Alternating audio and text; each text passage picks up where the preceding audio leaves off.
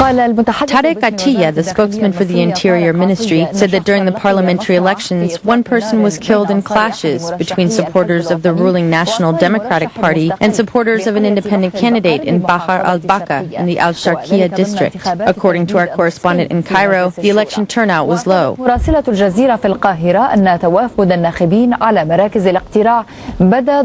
She has also noted that there was a security presence in some of the assigned voting stations where Muslim Brotherhood candidates were running. These elections, which have been boycotted by the opposition, coincided with mass arrests of Muslim Brotherhood's leaders. Joining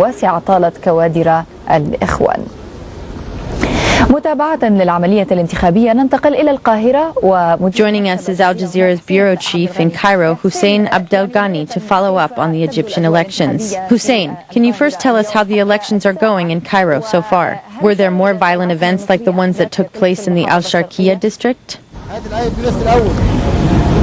في الحقيقة الأجواء في القاهرة وفي محافظات ال24 التي يدور فيها الانتخابات متفاوتة فهناك دوائر أو لجان اتسمت بالهدوء. The situation varies in Cairo and across the 24 electoral districts. Some districts were calm and the elections were normal, although the turnout was generally low. الدوائر التي يوجد فيها مرشحون للمعارضة خاصة مرشح الإخوان المسلمين شهدت سخونة من نوع كبير. هناك ملاحظات سيجرها.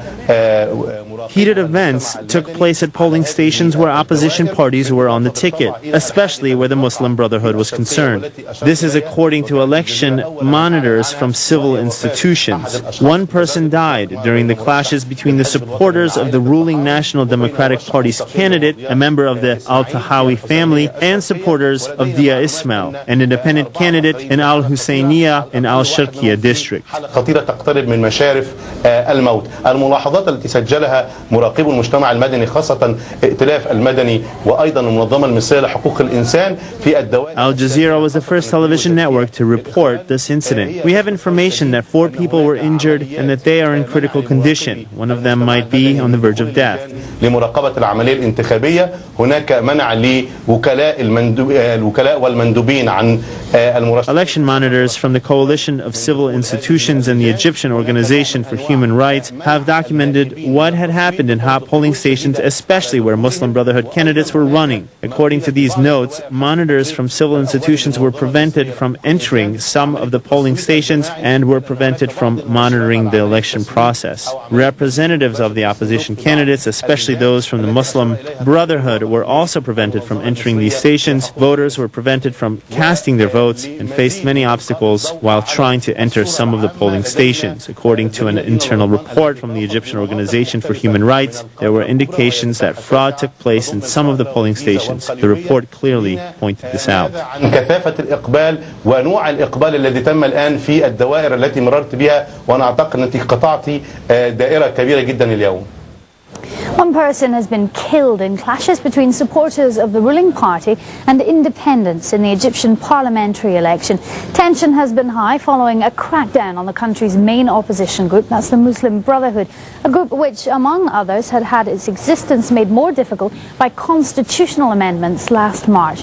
Let's have a look at some of them. Well, there's a ban on the formation of parties on religious grounds, which essentially means the Muslim Brotherhood is prevented from forming a political party. Judicial monitoring has also been limited, meaning there's no longer a judge for every ballot box. Finally, there's the controversial Article 179, which gives the president unlimited powers in the fight against terrorism.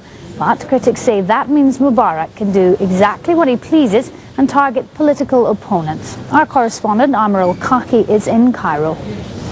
Voting is underway in Egypt's election to the upper chamber of the parliament, the Shura.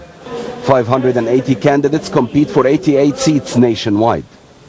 The ruling National Democratic Party nominated 109, while the main opposition group, the Muslim Brotherhood, fielded only 19.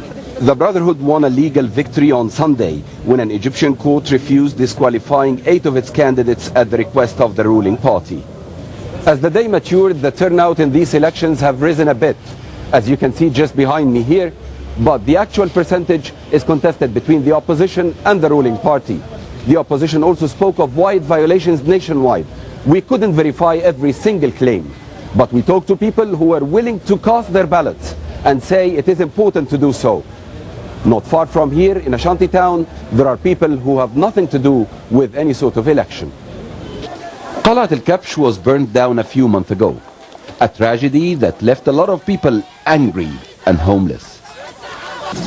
Muhammad is one of them. Now he lives in this tiny room. The government moved his neighbors to flats elsewhere, and he was left out. He blames corruption for his plight.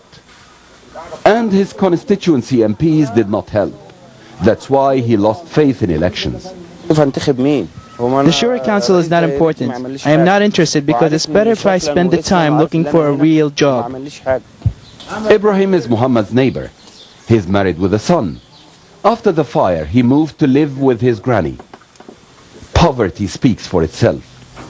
They sleep, cook and eat in a very limited space. Ibrahim and his granny say they would vote, yet they don't count much on the winner to help them out of their ordeal.